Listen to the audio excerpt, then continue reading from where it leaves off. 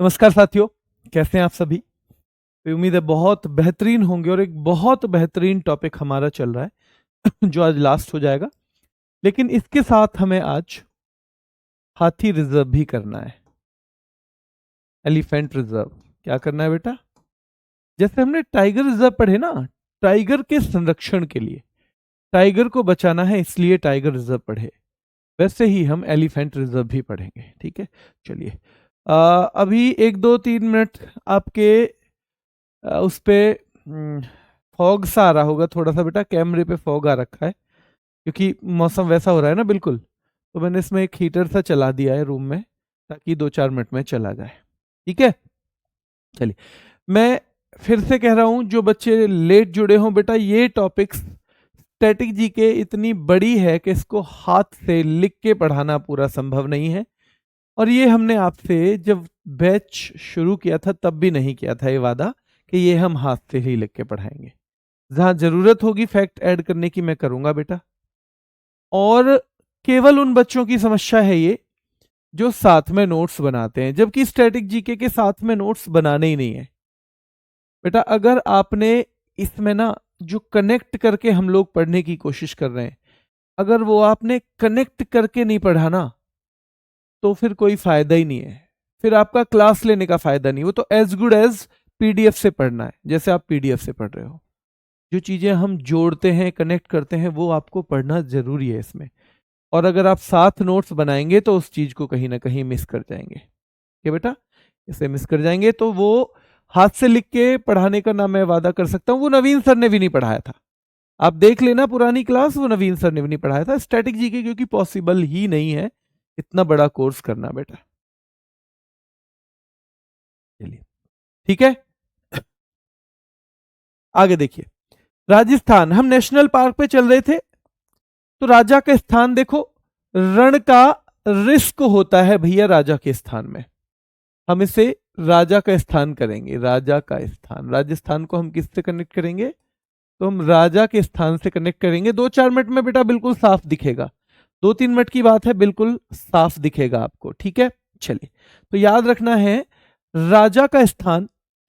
बच्चा कह रहा है कितनी क्लास में खत्म हो जाएगी? लगभग 60 क्लास होंगी बेटा, वो हम पहले दिन बता चुके हैं। ठीक है, लगभग 60 क्लास होंगी, पर आपका बहुत अच्छे से हो जाएगा सिलेबस। तो रणथंबोर नेशनल पार्क राजस्थान में है। सरिस्का हम टाइगर रिजर्व में भी पढ़ चुके थे। मुकुंदरा हिल्स भी हम पढ़ चुके थे बेटा, वो भी कहाँ पे है? राजस्थान में। तो ये तीनों की ट्रिक हमने पहले भी देखी है कि रण रण का रिस्क होता है बेटा राजा के स्थान पे, इसलिए मुकुंद भाई हिल्स पे बनाते हैं राजा का स्थान, हिल्स पे।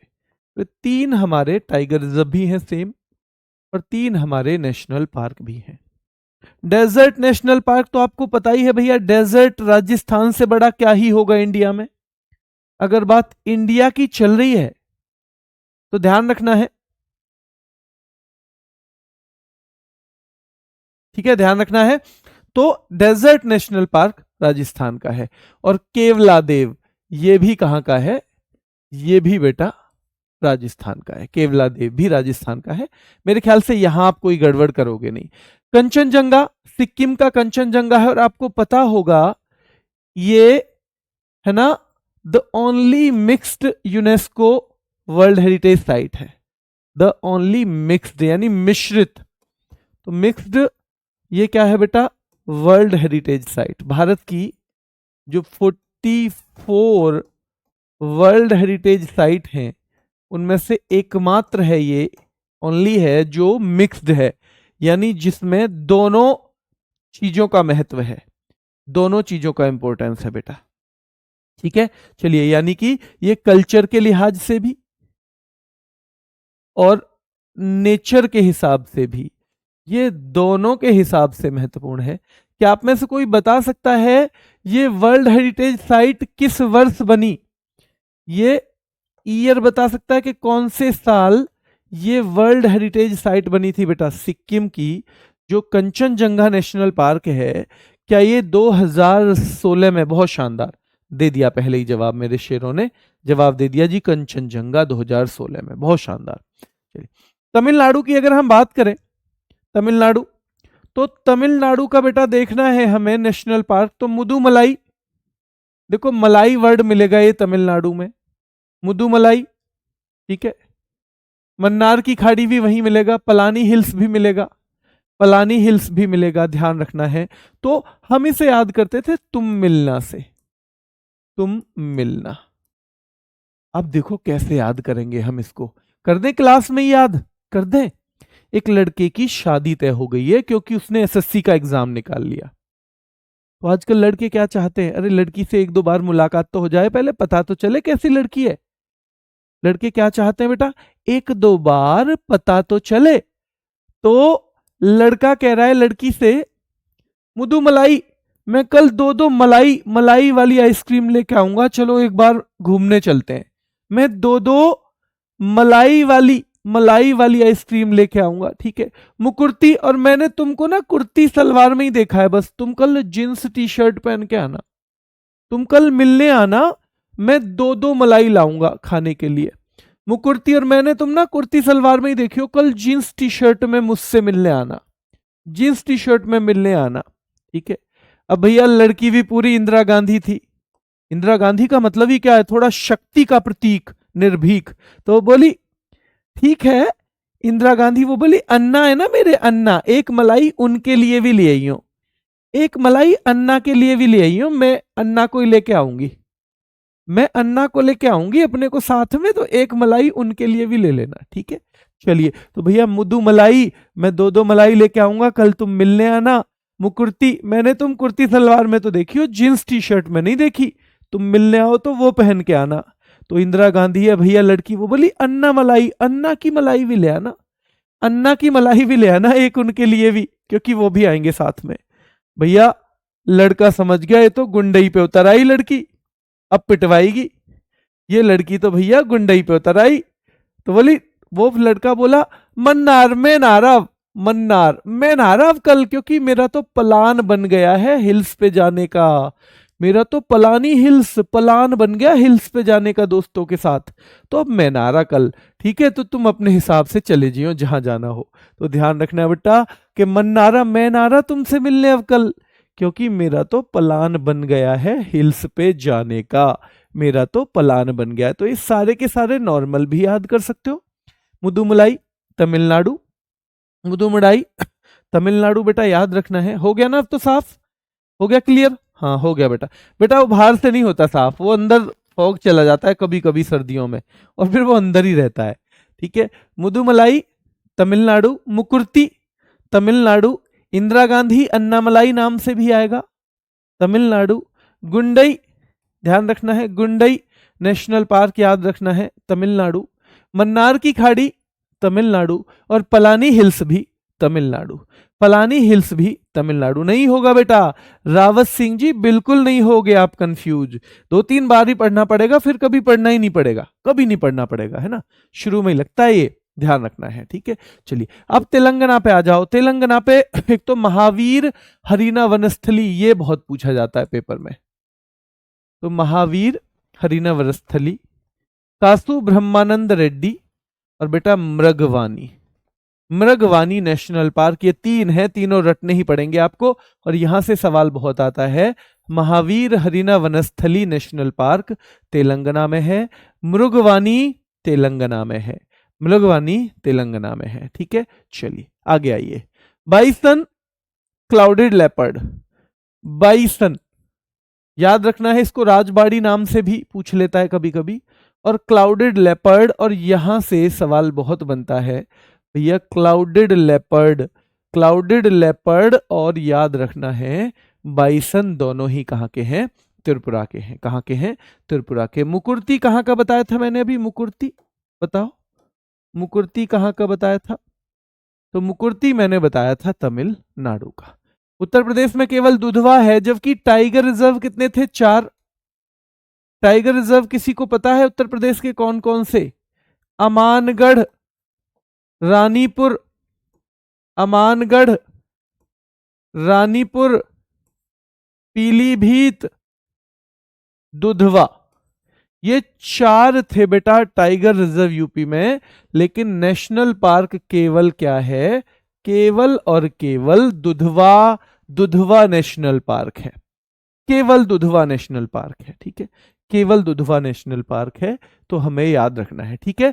चलिए बाइसन कहाँ का है, बाइसन, तो बाइसन बेटा तमिलनाडु का है, ठीक है, बाइसन, और याद रखना है क्लाउडेड लेपर्ड, क्लाउडेड लेपर्ड भी कहाँ का है, तो ये भी कहाँ का है, तो दोनों ही कहाँ के हैं, त्रिपुरा के हैं, ठीक है, ये त्रिपुरा के हैं। उत्तराखंड का बेटा जिम कॉर्बेट है, ये भारत का नेशनल पार्क है और पुराना नाम इसका हेली था, हेली। फिर रामगंगा रखने की भी बात चल रही है पर अभी रखा तो नहीं गया। इसको जब टाइगर रिजर्व बनाते हैं तो कॉर्बेट टाइगर रिजर्व बन जाता है केवल, फिर जिम हट जाता है बेटा, फिर सीधे नाम आता है Corbett tiger reserve.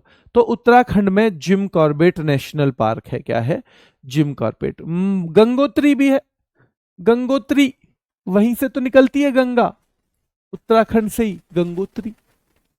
Govind national park भी है, और देखो राजा जी पहले भी हमने देखा था टाइगर रिजर्व में भी, भैया राजा जी को उत्तर मत देना कुछ भी, राजा जी को जवाब मत दे देना कभी। और ये फूलों की घाटी और नंदा देवी, ये तो हमने पढ़े थे कहाँ, ये बेटा यूनेस्को स्थल हैं, यूनेस्को में क्या 1988 में शामिल हुए थे, 1988। वैसे पहले फूलों की घाटी ही शामिल हुई थी, या नंदा देवी, नंदा देवी शामिल हुआ था पहले, ठीक है, फिर फूलों की घाटी भी शामिल हुआ। नंदा देवी और फूलों की घाटी एक साथ बोला जाता है वहां पे, एक साथ बोला जाता है, ठीक है। चलिए, तो यहां पे है बेटा उत्तराखंड का जिम कॉर्बेट राष्ट्रीय उद्यान, भारत का पहला है, ध्यान रखना है, भारत का पहला है, ठीक है, भारत का पहला है। पुराना नाम क्या है, तो इसका क्लाउडेड लेपर्ड है। जल्दी बताओ मुझे, कल जो पिछली क्लास हुई थी मैंने उसमें एक चीज बताई थी आपको कि भैया एक टाइगर रिजर्व है सत्यमंगलम, कहां पे है, सत्यमंगलम कहां पे है बेटा, सत्यमंगलम कहां पे है,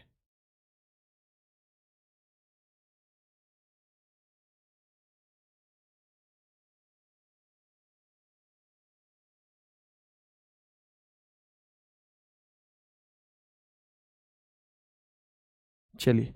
एक बच्चा पूछ रहा है सर उत्तर प्रदेश में चंद्रप्रभा नहीं है क्या, बेटा वाइल्ड लाइफ सेंचुरी है चंद्रप्रभा, वाइल्ड लाइफ जो है सेंचुरी है, यानी वन्य जीव अभ्यारण्य है, वो नेशनल पार्क नहीं है। कभी कभी हम मिस्टेक में उसे नेशनल पार्क मान लेते हैं, वो वन्य जीव अभ्यारण्य है, ठीक है। चलिए, तो भारत का पहला नेशनल पार्क जिम कॉर्बेट हो गया, गंगोत्री बहुत बढ़िया, ज्यादातर बच्चों का तमिलनाडु आ रहा है, तमिलनाडु तमिलनाडु तमिलनाडु, सत्यमंगलम तमिलनाडु में, बहुत शानदार। Gangotri national park, Govind national park, Rajaji national park, फूलों की घाटी और नंदा देवी सारे यही हैं। लद्दाख में बेटा केवल एक नेशनल पार्क है और वो है हेमिस, हेमिस नेशनल पार्क कहां पे है, लद्दाख में। कुछ महत्वपूर्ण तथ्य हैं इनका, तो देखो बेंतला का नाम किससे बना है, एक ये सवाल आता है कभी कभी, तो बेटा इसमें बेंतला में बी फॉर बाइसन है, बेंतला में ये रिजर्व तो है लेकिन इसमें जो पाए जाते हैं ना उनके ऊपर है ये, B for bison, E for elephant, T for tiger, ध्यान रखना है बेटा, एल फॉर लेपर्ड, और ये ए फॉर एक्सिस, इसलिए इसका नाम बेंतला है, इसलिए इसका नाम बेंतला है। और बेंतला मैंने कहा था जब झाड़ियों में जाते हैं तब बेंत मांगते हैं भैया, तो ये झारखंड है, कहां पे है, झारखंड में है, ठीक है। चलिए, नेउरा वैली, ये याद रखना है बेटा, आपको पता था वेस्ट बंगाल का है नेउरा वैली, भैया नोरा फतेही की जो बात चल रही थी बंगले में लाने की, तो नेउरा वैली यहां से संबंधित पूछा जाता है कि ये रेड पांडा के लिए फेमस है, किसके लिए, ये रेड पांडा के लिए फेमस है बेटा नेउरा वैली। सीधे सवाल आएगा, कैंपबेल बे अंडमान में जो है ये सबसे दक्षिणी है, यानी सबसे नीचे, ये सबसे नीचे वाले क्षेत्र में है। कैंपबेल बे जो है ये भारत का सबसे सदर्न नेशनल पार्क है, सदर्न मोस्ट नेशनल पार्क है बेटा।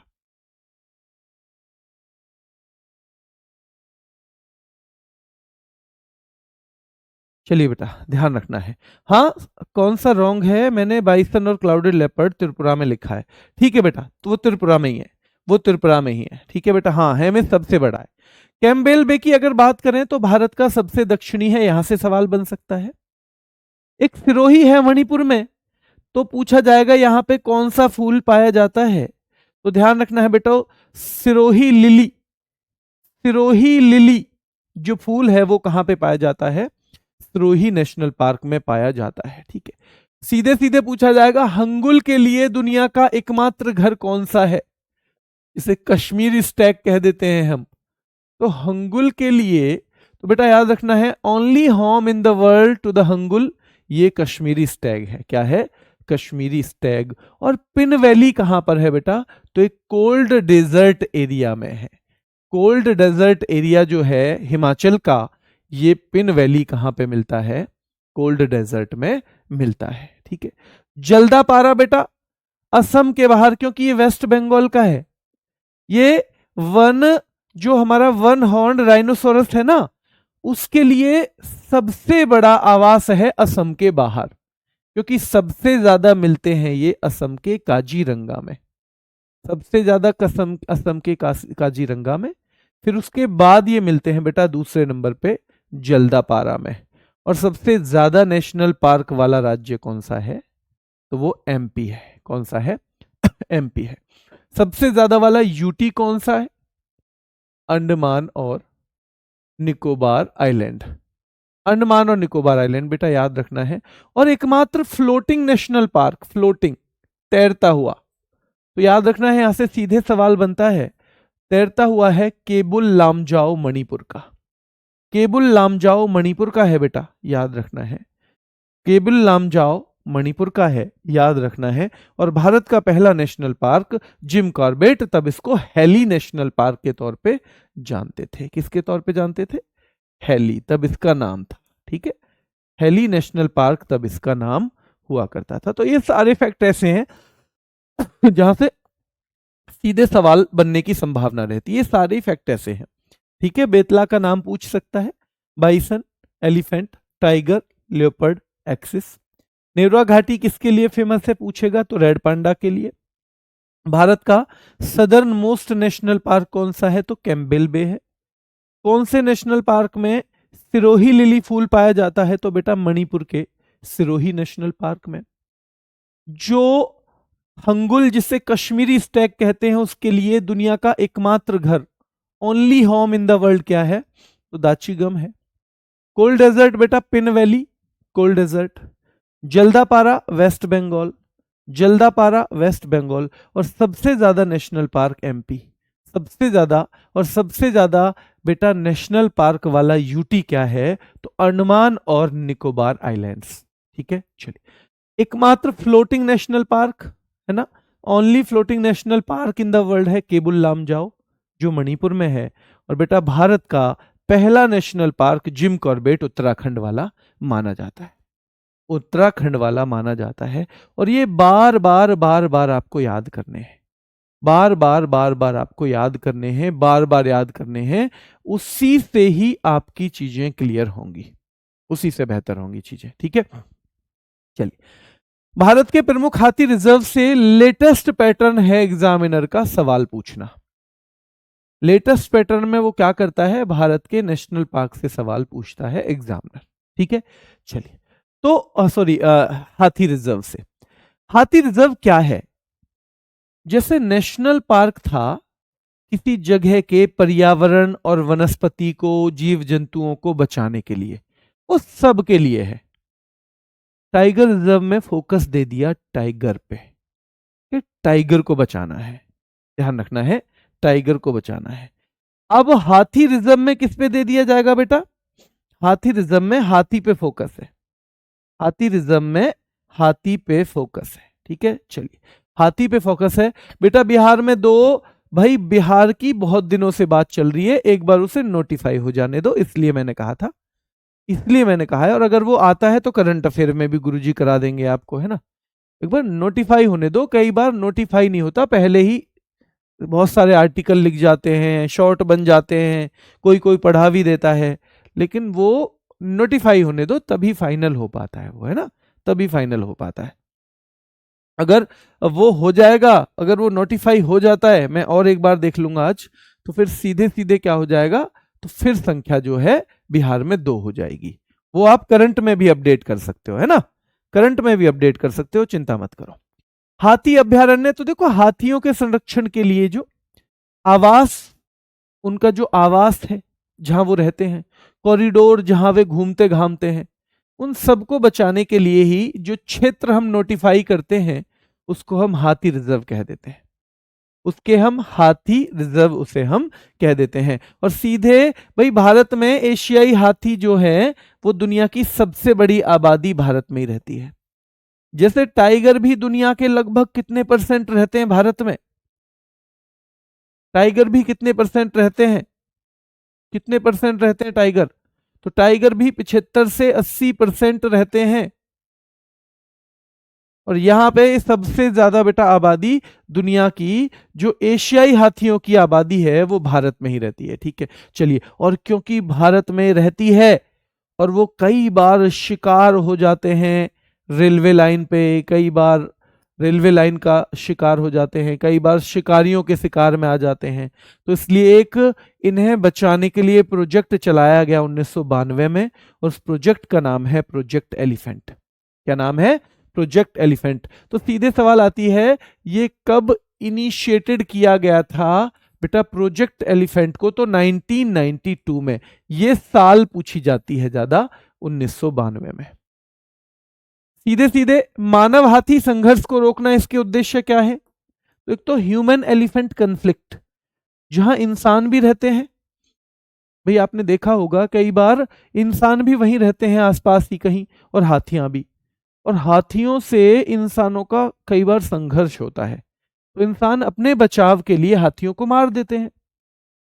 तो इसलिए इसके उद्देश्य में पहला तो यह है कि हाथी और मानव के संघर्ष को रोकना, क्योंकि संघर्ष होगा तो नुकसान होगा, या तो हाथियों को होगा या तो इंसान को होगा, या तो हाथियों को होगा या तो इंसान को होगा, याद रखना है, ठीक है। तो याद रखना है, इसका उद्देश्य एक तो था मानव हाथी संघर्ष को रोकना, to prevent human elephant conflict, और फिर to conserve elephants and their habitat. Habitat का मतलब है उनका आवास, जहां वो रहते हैं, एलिफेंट को भी बचाएंगे, उनके आवास को भी। अगर एलिफेंट को आपने बचा भी लिया और उनके रहने की जगह नहीं बचा पाए, तो वो तो वैसे ही मामला खराब हो जाना है। तो इसलिए दूसरा उद्देश्य था to conserve elephants and their habitat, और बेटा तीसरा था to ensure the welfare of domesticated elephants. जो हाथी कुछ आपने देखा होगा पालतू भी हैं, कुछ लोग रखते हैं हाथियों को, वो किस नियम के तहत रखते हैं तो पता नहीं, पर वो रखते हैं तो उनका भी कल्याण हो। ऐसा ना हो किसी ने घर में बांध रखा है तो भूखा ही मार दे उसको, या उसका दांत ही निकाल के बेच दे, तो उनका भी कल्याण सुनिश्चित करना याद रखना है बेटा। ये मानव हाथी संघर्ष को रोकना, हाथियों और उनके आवास का संरक्षण करना, और पालतू हाथियों का कल्याण सुनिश्चित करना, ये 3 मुख्य उद्देश्य हैं, याद रखना है प्रोजेक्ट एलिफेंट के। ये 3 मुख्य उद्देश्य हैं, याद रखना है प्रोजेक्ट एलिफेंट के, ठीक है। चलिए, मंत्रालय, तो मंत्रालय सीधे सीधे वही आएगा, ministry of environment, forest and climate change, यानी पर्यावरण, वन और जल परिवर्तन मंत्रालय। अब जो बच्चा कह रहा था कि सर हाथ से लिखो, अगर इतना मैं आपको हाथ से लिख के दूंगा तो आप यही देखो कि ये बस समझा रहे हैं, इससे कुछ शायद आए भी ना इस वाले पैराग्राफ से, और इसमें ही हमें 10 मिनट नहीं लग जाएंगे लिखने में। बेटा स्ट्रेटेजी के नहीं हो पाती है इससे, है ना। आप ध्यान दो, मैं इसमें आपको बहुत अच्छे से रटा दूंगा चीजों को, जो रटने वाली हैं, जो समझने वाली हैं उन्हें समझेंगे, पर अगर लिखने के चक्कर में रह गए तो बहुत मारे जाएंगे, है ना। चलिए, तो ये हो गया है। अब इसके कुछ आंकड़े हैं बेटा, सीधे सीधे पूछा जाएगा अभी कितने एलिफेंट रिजर्व हैं इंडिया में, तो करंटली 33 एलिफेंट रिजर्व हैं। कितने हैं बेटा, अभी करंटली कितने हैं, 33 एलिफेंट रिजर्व्स हैं इंडिया में, याद रखना है। और जब 33 है तो आपको पता है 33rd कौन सा है, ये तो पूछा ही जाएगा फिर। तो तराई एलिफेंट रिजर्व है, तराई एलिफेंट रिजर्व उत्तर प्रदेश में है बेटा, और याद रखना है ये दुधवा पीलीभीत एरिया में पड़ता है, और ये उत्तर प्रदेश का जो तराई है ये 33rd है। क्या है? 33वां हाथी रिजर्व है। 32वां भी पूछ लेता है कभी कभी, एक पहला। तो अगस्त्य मलाई एलिफेंट रिजर्व जो है तमिलनाडु का, अगस्त्य मलाई एलिफेंट रिजर्व वो 32वां है, और तराई वाला 33वां है। अगस्त्य मलाई 32वां है और ये वाला 33वां है बेटा, ठीक है। ये है 33 का। सबसे ज्यादा हाथियों वाला राज्य नंबर 1 पे तो कर्नाटक है, नंबर 2 पे असम है, नंबर 3 पे केरल है। और ये तो मोस्ट इंपोर्टेंट फैक्ट है, यहां से तो बार बार सवाल आता है, और 3 सवाल यहां रट लेना। सबसे बड़ा हाथी रिजर्व बेटा याद रखना है मैसूर ही है, मैसूर है सबसे बड़ा, क्षेत्रफल में भी हाथियों की संख्या में भी। अब ये है सबसे बड़ा, अब सबसे बड़ा जो है क्या है बेटा? तो मैसूर है। अब ये हाथी रिजर्व क्षेत्रफल में भी बड़ा है, और ये हाथियों की संख्या के हिसाब से भी। और अगर राज्य पूछे तो हाथियों की सबसे ज्यादा संख्या हमने यहां पढ़ाई है कर्नाटक है। क्या है? कर्नाटक। और इस तरह से सीधे सीधे सवाल आ जाते हैं, इस तरह से सीधे सीधे सवाल बेटा आ जाते हैं, ठीक है। चलिए, तो सबसे बड़ा elephant reserve Mysore elephant reserve है, सबसे बड़ा हाथी रिजर्व ये भी मैसूर एलिफेंट रिजर्व है, और हाथियों की संख्या यानी highest number of elephant Karnataka में पाया जाता है बेटा, कर्नाटक में पाया जाता है। अब यहां पे एक शुरू किया हमने गज उत्सव। ये जो गज उत्सव है 2023 में शुरू किया। सवाल पूछा जाएगा गज उत्सव कब शुरू किया गया? 2023 में। कहां पर? कहां पर? काजीरंगा असम, काजीरंगा असम में शुरू किया गया था। और क्यों, किस उपलक्ष्य में? क्योंकि आपको पता है 1992 से चला प्रोजेक्ट एलिफेंट। प्रोजेक्ट एलिफेंट कब चला है मेरे शेरों? तो 1992 से, और उसके 30 इयर्स हो गए कब? उसके 30 इयर्स हो गए 2022 में, ठीक है। तो यानी 30 इयर्स कंप्लीट होने के उपलक्ष्य में, on account of completion of 30 years of project elephant, ये गज उत्सव मनाया गया। गज उत्सव मनाया गया है बेटा, याद रखना है, गज उत्सव मनाया गया है, ठीक है। चलिए, तो प्रोजेक्ट एलिफेंट के 30 वर्ष पूरे होने पर काजीरंगा में, असम में मनाया गया, याद रखना है। सीधे सीधे फिर सवाल आएगा, हमने एलिफेंट को अपना नेशनल हेरिटेज एनिमल यानी कि राष्ट्रीय विरासत पशु कौन से साल में घोषित किया? तो 2010 में हमने एलिफेंट को अपना राष्ट्रीय विरासत पशु यानी नेशनल हेरिटेज एनिमल कब घोषित किया? तो बेटा याद रखना है वो 2010 में किया है। और एक सीधे सवाल आता है, माइक कार्यक्रम किससे जुड़ा है? तो माइक कार्यक्रम हाथियों की अवैध हत्या की निगरानी, कि हाथियों की अवैध हत्या ना हो जाए, इसलिए माइक कार्यक्रम चलाया हुआ है। और इसकी फुल फॉर्म आपसे पूछी जाएगी, monitoring of illegal killing of elephants. Monitoring of illegal killing of elephants MIKE की फुल फॉर्म है। और याद रखना है, भारत में माइक कार्यक्रम के तहत 10 सेंटर चलते हैं। कितने चलते हैं? तो 10 सेंटर। तो भारत में माइक कार्यक्रम के यानी जो ऐसे सेंटर जो इलीगल किलिंग ऑफ एलिफेंट्स को मॉनिटर करें, वो कितने सेंटर चलते हैं? तो भारत में ऐसे 10 सेंटर चलते हैं, 10 सेंटर चलते हैं बेटा, ध्यान रखना है, ठीक है। चलिए, यहां पे क्लियर रखिए। अब यहां पे पूछा जाएगा सीधे सीधे कौन सा है कहां पे, यहां से सवाल बनेंगे। ये तो है ही, ये तो सवाल बनेंगे ही, ये तो बनते ही हैं, ये तो सारे हैं ही एग्जाम के फैक्ट। लेकिन यहां से पूछा जाएगा, ये मैंने मुख्य मुख्य रखे हैं, जो थोड़े से मुझे लगा नहीं ज्यादा कभी भी कहीं पूछे गए हैं उनको छोड़ दिया है। मैसूर एलिफेंट रिजर्व कर्नाटक में है, ये आपको याद करने में दिक्कत नहीं होगी, बस भारत का सबसे बड़ा है, ये ध्यान रखना। दांडेली, हमने वो भी पढ़ा था ना, दांडेली अंशी, हमने पढ़ा था ना, दांडेली अंशी कितना नाटक करती है। दांडेली अंशी नाम से हमने नेशनल पार्क पढ़ा था, दांडेली हमने वो भी पढ़ा था बेटा, टाइगर रिजर्व भी। तो ये वही दांडेली है, तो सीधे सीधे कहां जाएगी? कर्नाटक में ही आ जाएगा। ठीक है, चलिए काजीरंगा नाम आ गया, काजीरंगा कार्बी एंगलोंग, तो काजीरंगा नाम आते ही आपको दिक्कत नहीं होगी। जहां आपको ज्यादा दिक्कत ना होगी, कम रिवीजन है, वहां एक टिक कर दे रहा हूं। दांडेली, क्योंकि दांडेली अंशी हमने बहुत बार पढ़ लिया। अब काजीरंगा हमने बहुत बार पढ़ लिया, उसमें काजीरंगा कार्बी एंगलोंग कुछ भी जोड़ दो, उससे क्या ही फर्क पड़ता है, हो जाएगा सीधे सीधे असम में, हो जाएगा सीधे सीधे बेटा असम में। ठीक है, चलिए मैं क्लास लूंगा, अभी आपकी सवाल लूंगा, चिंता मत करो। धनसिरी लंगडिंग, धनसिरी लंगडिंग बेटा याद रखना है, असम में है धनसिरी लंगडिंग, इसको थोड़ा ज्यादा रिवीजन कर लेना। और देहिंग पटकाई हम बार बार पढ़ेंगे, देहिंग पटकाई नाम से असम में बहुत सारी चीज आएंगी, तो आप आसानी से पहचान लोगे, कोई दिक्कत नहीं है। वायनाड झील से भी पता चल जाता है बेटा, देखो यहां बस एक याद करना पड़ेगा, वायनाड, वायनाड केरल में वो भी है जहां से राहुल गांधी सांसद थे, ठीक है, वो वाला भी है। पेरियार, पेरियार वहां नेशनल पार्क भी था बेटा। अनामुडी, अन्ना के और मुंडा के, मुंडी के चक्कर में नहीं पढ़ते पढ़े लिखे लोग, तो ये तीन तो आपको आसानी से याद हो गए।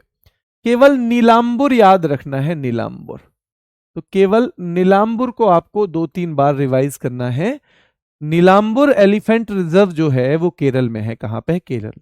वायनाड नाम से आएगा, आप फटाफट करोगे, पेरियार नाम से आएगा, फटाफट कर दोगे, अनामुडी नाम से आएगा, फटाफट कर दोगे। तराई हमने 33वां जो पढ़ा था, 33rd, 33वां है ये, 33rd है, तो तराई नेशनल पार्क, ये भी याद हो जाएगा। नीलगिरी, आप बार बार नीलगिरी पढ़ोगे, ध्यान रखना है, कोई दिक्कत नहीं है। और अगस्त्य मलाई हमने पढ़ा था 32वां, अगस्त्य मलाई बेटा 32वां था, 32वां एलिफेंट रिजर्व था। मयूरभंज, महानदी, संबलपुर, क्या इसको कोई भी बच्चा गलत करेगा? मयूरभंज वहां डिस्ट्रिक्ट है, मयूरभंज में छऊ भी चलता है, मयूरभंज में छऊ भी चलता है, ठीक है। दूसरा महानदी, उड़ीसा में नदी है, ये भी आप पहचान जाओगे। संबलपुर भी जगह है बेटा, ये भी पहचान जाओगे, तो कोई दिक्कत ही नहीं है, फिर बिल्कुल कोई परेशानी नहीं है, इनको तो आप कर लोगे याद, इसलिए मैंने इन पे केवल एक एक ही टिक लगाया है। आप भी ऐसे ही रिवीजन करेंगे। अगर आपको कोई चीज याद नहीं है और आप उसका रिवीजन नहीं करते हैं तो बहुत खतरनाक है, पर आपको एक चीज बहुत अच्छे से याद है और बार बार उसी के रिवीजन में टाइम वेस्ट कर रहे हैं, तो वो भी उतनी ही खतरनाक चीज है। इसलिए हमें हमेशा चीजों को आइडेंटिफाई करना चाहिए। मयूरभंज बस एक बार, जब हम पूरे चीजों को 3 बार रिवाइज करेंगे ना, तो मयूरभंज को बस एक बार करेंगे, इसलिए एक टिक है। जब हम पूरी चीजों को 3 बार करेंगे तो नीलगिरी और अगस्त्य मलाई को केवल 2 बार करेंगे। और सोनितपुर आपसे पूछा जाएगा, क्योंकि यहां कनेक्ट करने के लिए कुछ नहीं है, जब तक याद ना हो तब तक रटना है इसको। सोनितपुर को बेटा जब तक याद ना हो तब तक इसको बार बार बार बार बार बार करना है। चलिए, वेबसाइट में बुक ऑर्डर की थी, उसकी डिटेल नहीं दिख रही बेटा, बुक का डिटेल तो मुझे भी नहीं दिखेगा आपने कैसे की है, तो आप एक बार हमारा जो नंबर है, हेल्पलाइन नंबर, वहां कॉल कर सकते हैं। रिकॉर्डिंग क्लास कोई नहीं चल रही, देख लेंगे बेटा क्यों नहीं चल रही है, हो सकता है ऐप में कभी कभी थोड़ा बहुत इशू आ जाता है। ठीक है, चलिए सोहन वगैरह सर आप बहुत बढ़िया पढ़ाते हैं। अभी तो बेटा 5-7 ही क्लास लिए और पढ़ो, अभी क्या पता यही बस 5-7 ही क्लास आती हो मुझ पे अच्छे से पढ़ानी, इसलिए अभी मत कोई भी डिसीजन लो, अभी तो और अच्छा करने दो थोड़ा सा। और आप ना छोटे एग्जाम की तैयारी नहीं कर रहे हो, आपके पास मेहनत करने का कोई भी विकल्प नहीं है, मेहनत करनी ही पड़ेगी, नहीं करेंगे तो नौकरी से दूर रह जाएंगे। नौकरी से तो दूर नहीं रहना है, पर मेहनत भी बैठ के करनी है, कहीं कोई टेलीफोन लाइन तो खोद नहीं रहे हम, है ना। ऐसा भी नहीं है कि भाई धूप में हम वहां काम कर रहे हैं, भाई टेलीफोन लाइन खोद रहे हैं या धूप में धान लगा रहे हैं, तो ये आसानी काम है, पढ़ाई उतना मुश्किल नहीं होता, पढ़ाई उतना ज्यादा मुश्किल होती नहीं है कभी भी, है ना। इसको थोड़ा सा करेंगे मेहनत तो हो जाएगी। चलिए मयूरभंज, महानदी, संबलपुर। सोनितपुर टाइगर रिजर्व बेटा असम में है। सिंह फन, भैया सिंह फन, फन किसके होता है, फन तो फन होता है भैया नाग के। और इटाकी, कभी कभी ईंटा के नीचे, ईंटा के नीचे, कभी कभी ईंटा के नीचे भैया नाग घुस जाता है, कभी कभी ईंटा के नीचे नाग घुस जाता है बेटा, याद रखना है, ठीक है। चलिए, सिंगफन एलिफेंट रिजर्व नागालैंड में है और ईटा की भी नागालैंड में है, इसको आराम से कर लोगे। गारो को आप आसानी से कर लोगे, गारो को आप आसानी से कर लोगे, क्योंकि गारो, खासी, जयंतियां, 3 पहाड़ियां, 3 जनजाति मेघालय में ही तो है, कर लोगे आप। सिंहभूम टाइगर रिजर्व जो है बेटा झारखंड में है, झारखंड में, और ये सबसे पहला है, इसलिए मोस्ट इंपोर्टेंट फैक्ट हो जाएगा इसका।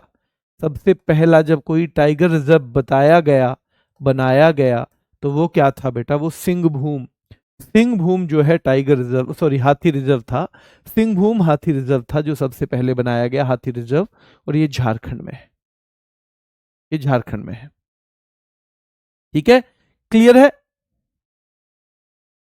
सर नवीन सर ने क्यों नहीं कराया बेटा, नवीन सर ने ना ये उसमें करा दिया होगा नायक सीरीज में, वो एकाध चीज जैसे नायक सीरीज आपके लिए चलाई थी ना, उसमें करा दिया था मेरे ख्याल से। ये मैं भी अगर प्रैक्टिस सेट आपका लेता तो मैं भी वहीं करा देता, क्योंकि इतना बड़ा टॉपिक नहीं है, 2-3 दिन में थोड़ी थोड़ी चीजें करा देते, पर क्योंकि अभी मुझे नहीं पता कि मैं आपका प्रैक्टिस सेट कभी लूंगा या नहीं, तो इसलिए मैं इसे अलग से करवा दे रहा हूं, ठीक है। चलो, तो ये हो गया। अब यहां पे आओ, बदलखोल तमोर पिंगला हाथी रिजर्व जो है ये छत्तीसगढ़ में है, और इसको आपको याद करना पड़ेगा बेटा। बदलखोल तमोर पिंगला जो हाथी रिजर्व है वो छत्तीसगढ़ में है। श्री विल्लीपुथूर हाथी रिजर्व, ये भी बहुत महत्वपूर्ण है, श्री विल्लीपुथूर नाम से बेटा याद रखना है, ये आपने पहले भी देखा है नेशनल पार्क या उसमें टाइगर रिजर्व में, तो आप यहां भी कनेक्ट कर देना। तराई हाथी रिजर्व उत्तर प्रदेश का है, तराई कहां का है, उत्तर प्रदेश का है बेटा, तराई कहां का है, उत्तर प्रदेश का है। अच्छा, 2 बार लिख गया ये, ठीक है। शिवलिक बहुत महत्वपूर्ण है बेटा, शिवलिक हाथी रिजर्व जो है वो उत्तराखंड का है। और मयूर झरना, भैया मयूर, देखो बंगले में तो भैया झरना भी लगवाते हैं आजकल नए नए लोग, मयूर में लोग, बंगले में लोग झरना लगवाते हैं, और बंगले में भैया मयूर भी नाचते रहते हैं, तो बंगले में मयूर भी नाचते रहते हैं। अब मयूर भंज से कनेक्ट मत कर देना, मयूर भंज अलग है, मयूर तो उड़ जाता है, पर बेटा ये मयूर झरना, जैसे मोर का सा झरना, वो तो बंगले में ही लगेगा ना, वो तो उड़ेगा नहीं। अगर मोर वाला झरना लगवाना है आपको तो वो तो बंगले में ही लगेगा आपके आंगन में। तो मयूर झरना हाथी रिजर्व, कभी आप मयूर नाम समझते ही उड़ीसा कर दो तो इसको जरूर अलग से फोकस करना है, अलग से फोकस रखना है इस पे, क्योंकि यहां गलती होने की संभावना है। और एग्जामिनर भी ऐसी ऐसी चीजों को ढूंढता है, एग्जामिनर ऐसी ऐसी चीजों को ढूंढता है, क्यों ढूंढता है, कि वो भी चाहता है कि बच्चा कंफ्यूजन में आके गलती करे, ठीक है, हाँ, गलती करे कंफ्यूजन में आके। कामेंग हाथी रिजर्व बेटा अरुणाचल का है, याद करना पड़ेगा अलग से, कामेंग अरुणाचल का है, कामेंग कहाँ का है, अरुणाचल प्रदेश का है, ठीक है। चलिए एक बार मैं जल्दी से इसको रिवीजन और करवाता हूं आपको, ताकि आप थोड़ा सा बेहतर इसमें महसूस करें। क्या मैसूर वाला कर्नाटक में है, आंख बंद कर लो, थोड़ा सा रेस्ट भी मिल जाएगा, बहुत देर पढ़ाई कर रहे होगे। मैसूर, बिल्कुल आंख बंद कर लो, जो बच्चे ईमानदारी से मतलब बात मानने को तैयार हैं वो आंख बंद कर लो, बस ध्यान आवाज पे रहे। मैसूर वाला बेटा कहाँ पे है, क्या कर्नाटक में है, मैसूर प्लेस कर्नाटक में मिलेगा आपको, मैसूर कर्नाटक को ही कहते थे, ठीक है। तो मैसूर वाला कर्नाटक में है, ये क्षेत्रफल के हिसाब से सबसे बड़ा है, ये हाथियों की संख्या के हिसाब से सबसे बड़ा है, और राज्य पूछेंगे तो कर्नाटक में सबसे ज्यादा हाथी हैं, ठीक है। चलिए, दांडेली हमने पढ़ा था, दांडेली अंशी नाम से कितना नाटक करती है, तो ये दांडेली जो है ये नाटक, भैया दंड मिलेगा अगर नाटक करोगे, तो ये भी कर्नाटक का है। काजीरंगा, कार्बी एंगलोंग, और भैया काजीरंगा नाम आते ही हम असम में भाग जाते हैं। धनसिरी, भैया धनसिरी लंगड़िंग, भैया धनसिरी औसम निकली लड़की है, चहल से इतने सारे पैसे लूट ले गई, धनसिरी तो औसम लड़की निकली, औसम लड़की निकली, वो तो चहल से सारे पैसे लेके ले चली गई। तो धनसिरी लंगड़िंग याद रखना है, असम की है, ठीक है। दिहिंग पटकाई असम का है, ये आपको बार बार मिलेगा। वायनाड हम केरल को पहचान लेंगे, वायनाड के अलावा पेरियार, परे रहते हैं यारों से पढ़े लिखे लोग, हमने पहले भी कनेक्ट किया, ये भी केरल। और अनामुडी बेटा, अनामुडी, अन्ना और मुंडी के चक्कर में केरल के लोग नहीं पढ़ते, पढ़े लिखे, ये भी याद रखना है। नीलांबुर बस याद रख लेना, नीलांबुर, ठीक है, नीलांबुर केरल, नीलांबुर केवल याद कर लो, नीलांबुर केवल, ठीक है। चलिए, और तराई एलिफेंट रिजर्व 33वां है यूपी का, है ना। नीलगिरी तमिलनाडु का है, और अगस्त मलाई भी तमिलनाडु का है। मलाई वर्ड है ना, मलाई, मलाई, तो तमिलनाडु में पहुंचो।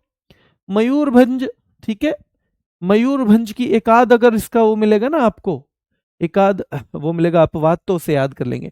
मयूरभंज आपको पता ही है भैया, उड़ीसा, महानदी भी उड़ीसा में और संबलपुर में, तो ये तीनों एलिफेंट रिजर्व कहाँ के हैं, उड़ीसा के हैं। सोनितपुर वाला असम का है, सोनितपुर असम का है, सोनितपुर असम का है।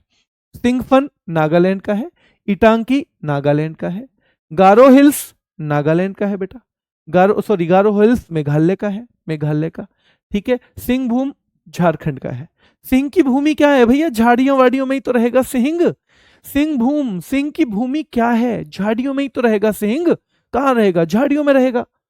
बदलखोल बेटा, बदलखोल, और तमोर पिंगला ये छत्तीसगढ़ का है। श्री विल्लीपुथुर जो है ये तमिलनाडु का है। तराई वाला उत्तर प्रदेश का है। शिवलिक उत्तराखंड, शिवलिक उत्तराखंड का है। मयूर झरना, भाई मयूर का झरना तो अपने बंगले में लगवाना है हमें, ठीक है, तो बंगला यानी कि वेस्ट बंगाल। और कामेंग वाला अरुणाचल में है, अरुणाचल में। हाथी गलियारा, फिर आपसे एलिफेंट कॉरिडोर पूछेगा, देखो, narrow passage connecting to habitats. मान लो यहां जो है ये हाथी का रिजर्व है, और यहां भी हाथी का रिजर्व है। अब ये हाथी एक दूसरे के यहां जा सकें, इसके लिए एक छोटा सा कॉरिडोर बना दिया, मतलब वो बंद है कॉरिडोर, क्योंकि बाहर अगर गए हाथी तो फिर मानव से संघर्ष होगा, फिर मरने की संभावना, या तो मानव मरेगा या तो हाथी मरेगा, इसलिए ये कॉरिडोर टाइप हो जाएगा बेटा, याद रखना है। तो जो टू हैबिटेट है उनके अलग अलग, उनको कनेक्ट करने के लिए जो पतला सा एक रास्ता है बेटा, नैरो पैसेज है, उसी को कहते हैं। और हमारे भारत में अप्रोक्सीमेटली 150 एलिफेंट कॉरिडोर्स हैं, और ये संख्या महत्वपूर्ण है, ये संख्या बहुत महत्वपूर्ण है बेटा।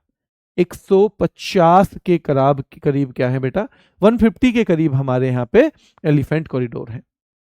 वर्ल्ड एलिफेंट डे तो याद रखना है बेटा, हर साल 12 अगस्त को, अगस्त 12 को मनाया जाता है world elephant day. Elephant census, तो बाघों की तरह गणना होती है 5, लेकिन 5 साल में होती है। कितने में होती है, 5 साल में होती है। टाइगर सेंसस कितने साल में होता था बताओ बेटा, जो टाइगर सेंसस है क्या बेटा, एवरी 4 ईयर्स में होता है, वो हर 4 साल में, एवरी 4 ईयर्स, जो 2006 में सबसे पहला हुआ था, ये एवरी 4 ईयर्स में होता है बेटा, याद रखना है। तो टाइगर सेंसस जो है, टाइगर सेंसस जो है वो कब होता है, वो एवरी 4 ईयर्स में होता है, ठीक है, एवरी 4 ईयर्स में होता है। चलिए ठीक है, ये हो गया एवरी 4 ईयर्स में। और हाथी की गणना, तो ये सारे के सारे फैक्ट हैं बेटा इंपॉर्टेंट। ये टॉपिक ही खत्म हो गया आज, तो इसलिए आज बस यहीं तक रखेंगे। अब मैं 2-4 मिनट आपके सवाल ले लेता हूं, इसको थोड़ा थोड़ा सा आपको पढ़ना है, ठीक है। अब या तो कल मैं स्पोर्ट्स कराऊंगा, या तो आपके में बायोस्फीयर रिजर्व, बताओ कौन सा करवाऊं, क्या इसे ही खत्म करवाऊं, बायोस्फीयर रिजर्व कर लें हम कल, बायोस्फीयर रिजर्व। क्या एक जैसा बहुत, मतलब एक जैसे से बहुत सारा डेटा तो नहीं हो रहा, स्पोर्ट्स कर लें कुछ दिन, स्पोर्ट्स कम से कम 7-8 क्लास होंगी, लेकिन ध्यान रखना स्पोर्ट्स कम से कम 7-8 क्लास होंगी। 3 नहीं बज रहे बेटा, ये 13 है, ये 13 है, 3 नहीं बज रहे, 13 है स्पोर्ट्स।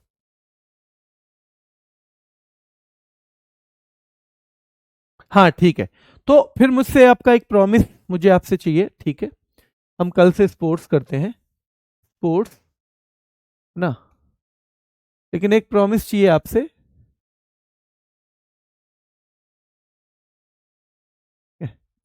कि रोज, ठीक है, रोज 12 मिनट